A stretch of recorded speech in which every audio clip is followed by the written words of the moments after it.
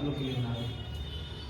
Goods purchase किया, पहला entry क्या बोल रहा है सर, गुड्स परचेज किया from Rohan of the list price of ₹50,000 at 10% trade discount. List price का मतलब क्या होता है सर, लिस्ट प्राइस का मतलब होता है जो इस वस्तु के ऊपर जो प्राइस मेंशन है, जिस वस्तु का प्राइस मेंशन उसको क्या बोलते हैं हम लोग, लिस्ट प्राइस, लिस्टेड प्राइस, जिस पे ये लिखा हुआ है सर। तो इस प्राइस, इस वस्तु का दाम कितना है सर, जो गुड्स को खरीद रहे हैं ₹50,000 लिस्ट प्राइस है, उसके ऊपर ट्रेड डिस्काउंट 10% मिला। ट्रेड डिस्काउंट क्या था, ट्रेड डिस्काउंट था सेल को प्रमोट करने के लिए जो हम लोग डिस्काउंट देते हैं। कौन सा डिस्काउंट, सेल को प्रमोट करने के लिए जो डिस्काउंट देते हैं, ठीक है जी, उसको हम लोग बोलते हैं ट्रेड डिस्काउंट। इसका ट्रीटमेंट क्या होता है अकाउंटिंग में, इसका ट्रीटमेंट अकाउंटिंग में कुछ रिकॉर्ड करने की जरूरत नहीं। क्यों नहीं है सर, क्योंकि ये डिस्काउंट हम लोग बिल में ऑलरेडी घटा दिए होते हैं सर, ठीक है जी। जहां से भी सामान खरीदने जाते हैं तो बिल कैसे बनेगा, हमारा बिल बनेगा 50,000 का, उसमें से 10% ट्रेड डिस्काउंट घटा करके मेन बिल बनेगा 45,000 का।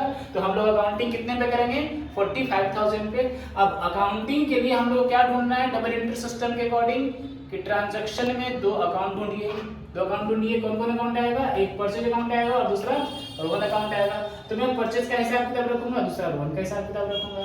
अकाउंट ढूंढने के बाद क्या करेंगे, इसके ऊपर हम नेचर पता लगाएंगे। नेचर किस नेचर का अकाउंट है, नेचर क्या होता है, गोल्डन रूल के अकॉर्डिंग पर्सनल, रियल, नॉमिनल। तो परचेज कौन अकाउंट है सर, हमारा नॉमिनल अकाउंट है। रोहन कौन अकाउंट है, हमारा पर्सनल अकाउंट है।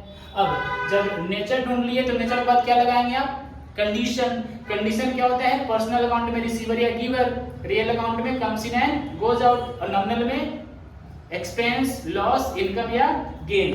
तो यहाँ पे नॉमिनल अकाउंट है तो नॉमिनल अकाउंट का कंडीशन क्या होगा सर, एक्सपेंस या लॉस। तो परचेज क्या है हमारे लिए, खर्चा है, तो खर्चा को बोल करते हुए हम एक्सपेंस को हमने डेबिट कर दिया। अमाउंट कितना लेंगे, 45,000, 50,000 नहीं लेंगे। क्यों सर, क्योंकि 50,000 में तो 10% ट्रेड डिस्काउंट मिलेगा, तो 45,000 का ही हमारा परचेज वैल्यू होगा। So we will record the 45,000, ठीक है जी बात। तो 45,000 का हमारा खर्चा रिकॉर्ड हुआ, 45,000 का हमने रोहन को क्रेडिटर बनाते हुए, जो कि रोहन हमारा पर्सनल अकाउंट है, ये गिवर है, गिवर करते हुए हमने इसको क्रेडिट कर दिया।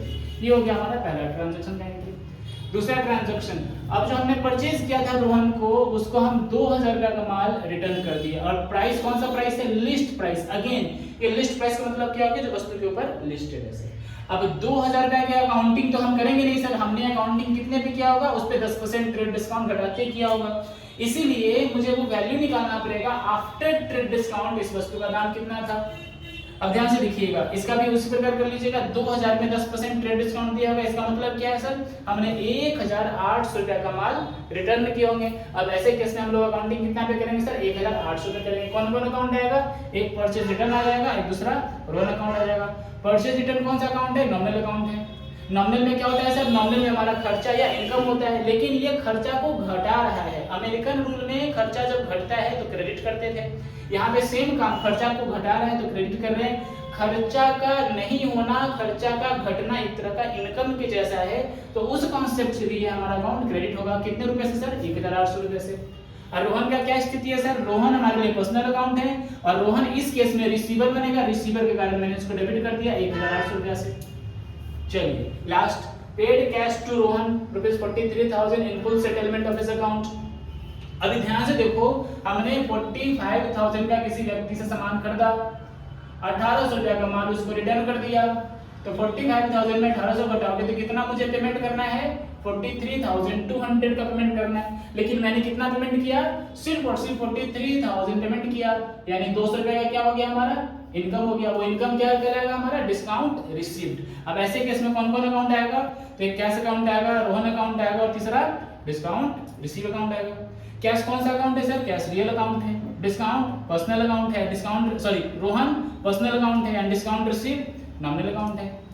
ऐसे केस में सर कैश क्या हो रहा है सर, रियल अकाउंट के अंदर नियम क्या था, comes in and goes out. यहाँ पे गोज आउट हो रहा है सर, कितना गोज आउट हो रहा है, 43,000, तो गोज आउट को हमने क्रेडिट कर दिया। रोहन सर, रोहन रिसीवर है, पर्सनल अकाउंट रिसीवर है सर, रिसीवर को डेबिट करना है। डेबिट कितने से करना है, तो मान लेंगे 43,000 को प्राप्त कर दिया तभी तो अकाउंट फुल सेटलमेंट कराएगा, तो मैंने डेबिट कर दिया 43,200 से सर। और तीसरा डिस्काउंट रिसीव अकाउंट कौन अकाउंट है, नॉमिनल अकाउंट है। ये हमको डिस्काउंट मिला, इनकम है, इनकम होने के कारण मैंने इसको क्रेडिट कर दिया। कितने से सर, 200 रुपया से। ये 200 कैसे आया सर, तो 43,200 रुपया का लायबिलिटी था, जो कि एक्चुअल पेमेंट कितना करना पड़ा, 43,000 रुपया, 200 रुपया का हमारा यहाँ पे इनकम हो गया सर। इसके लिए हमने आपको एक ट्रिक दिया था। क्या ट्रिक दिया था? Discount account and cash account will always एक साथ ही रहेगा। जब कैश क्रेडिट होगा तो डिस्काउंट भी क्रेडिट होगा, जब कैश डेबिट होगा तो डिस्काउंट भी डेबिट होगा। ठीक है जी, ये था हमारा trade discount and cash discount का एंट्री। आई होप सबको समझ में आया होगा। ठीक है, गुड।